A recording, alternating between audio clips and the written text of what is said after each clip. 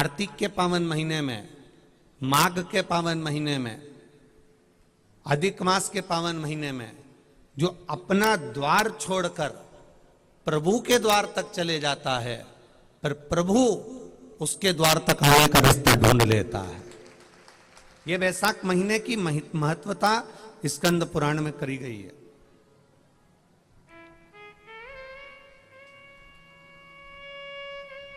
अब ये माताएं आई हैं, ये भाई लोग आए हैं, बंधु आए हैं, बच्चे आए हैं, युवान बहन भाई आए हैं, इनकी विचारता अगर ये बैसाख का चरित्र नहीं भी पढ़े हैं और स्कंद पुराण की किताब उठाकर, स्कंद पुराण की पोथी पुराण उठाकर एक बार तुम्हारी चित्तवृत्ति में अगर आ गया हो कि हमारा चित्त, हमारा भजन, हमारा कीर्तन, घर छोड़कर, परिवार छोड़कर, हम शिव महापुराण की कथा कभी नहीं कहती कि आप अपना घर छोड़ दो, परिवार छोड़ दो, नाते छोड़ दो, रिश्ते छोड़ दो, कुटुंब छोड़ दो या किसी तीर्थ में जाकर बैठ जाओ। शिव महापुराण की कथा कहती है परिवार में रहो, घर में रहो, कुटुंब में रहो, रिश्तों में रहो, पर उसके साथ में भगवान का भजन करते रहो।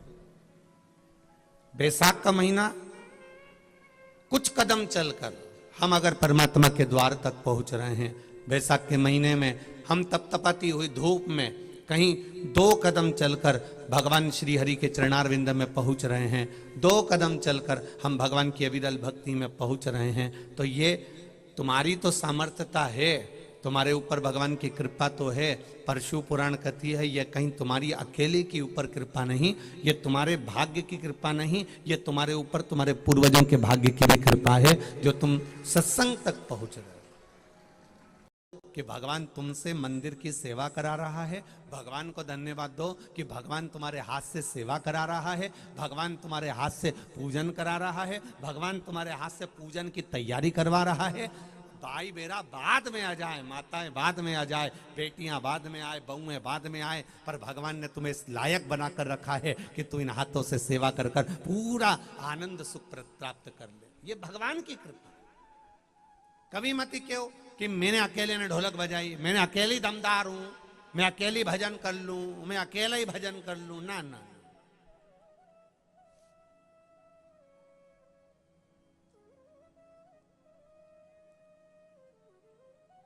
कभी मत क्यों कि अकेला, ना ना, मैं आदरणीय खजाना कुबेर का, आपका किया गया भजन, आपका किया गया मंत्र जाप, आपका किया गया स्मरण भक्ति का बल प्रदान करता है,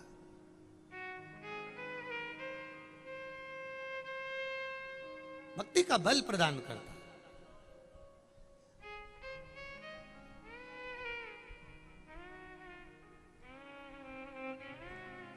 आपकी दृढ़ता, आपका भरोसा, आपका विश्वास।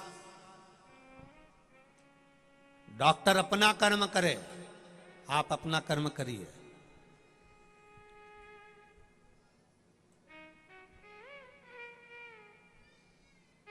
एक साल भर पढ़ने वाले बच्चे को वर्ष भर पढ़ाई करना चाहिए, और वर्ष भर पढ़ाई करने के साथ में फिर एग्जाम के समय पर, परीक्षा के समय पर उस पर भरोसा भी रखना चाहिए।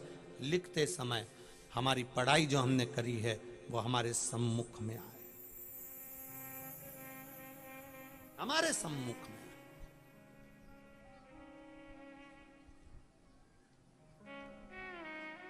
शिव कथा कह रही है, भगवान शिव महापुराण की कथा करिए।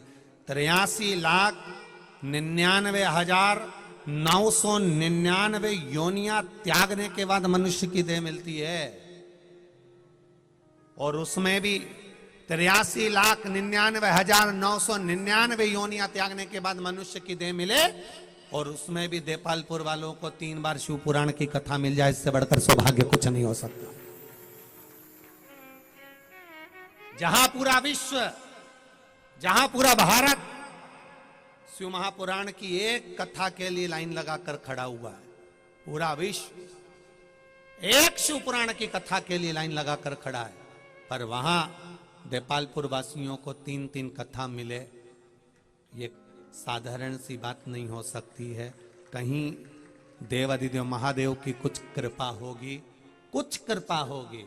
लोग कहेंगे अभी तो सुनी थी बेटमा में, लोग तो कहेंगे अभी तो सुनी थी 24 अवतार मंदिर में, तो उनको भी कह देना सुनी थी। जैसे उदर की पूर्ति के लिए रोज भोजन जरूरी है, उसी तरह इस आत्मा की कल्याण के लिए शिव पुराण रोज जरूरी है। इस कथा को हम केवल आत्म कल्याण के लिए, अपने जीवन के उद्धार के लिए सुन रहे हैं। रोज जरूरी है, प्रतिदिन।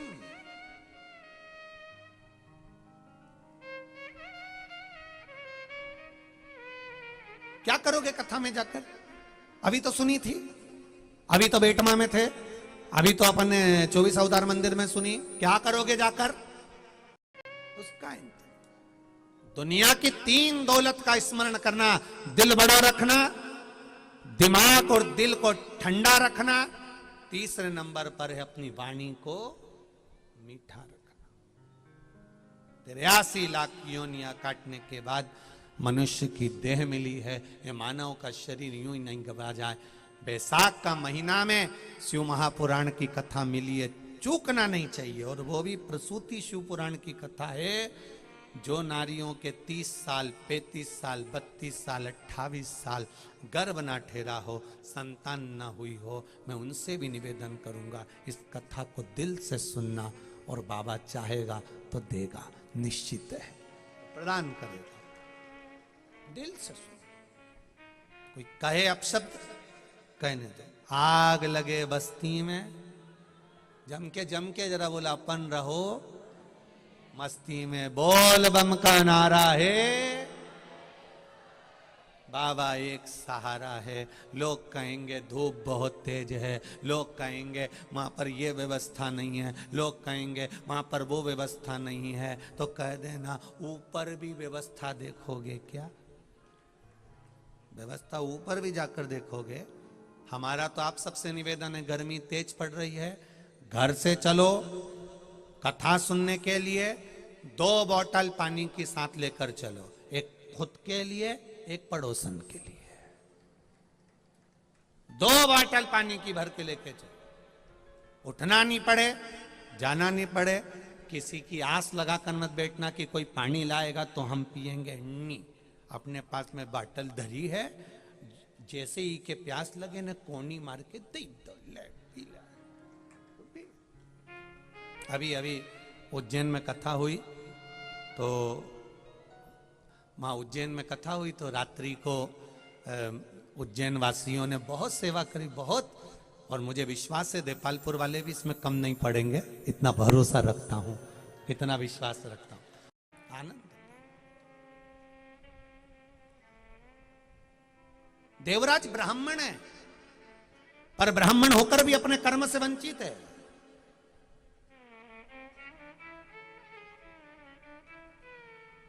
अपने भजन से वंचित।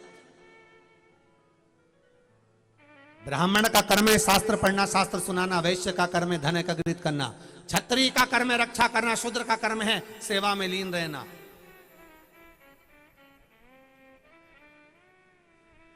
सब अपने अपने कर्म में लग जाओ। पर आज के समय में सब अपने कर्म से वंचित, सब वंचित।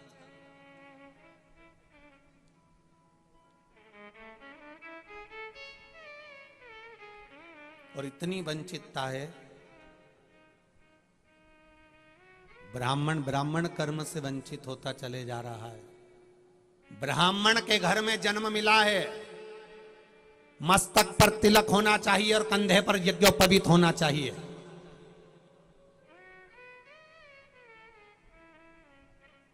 ब्राह्मण कुल में जन्म मिला है, ज्यादा नहीं कर सकते, तो एक समय गायत्री का जाप होना चाहिए, एक समय गायत्री करना चाहिए।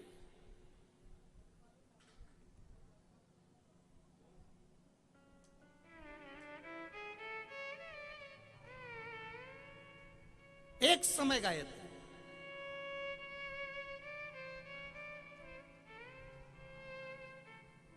करो, वैश्य कुल में जन्म मिला है, धन एकत्रित करो, पर उस धन का सदुपयोग करो। किसी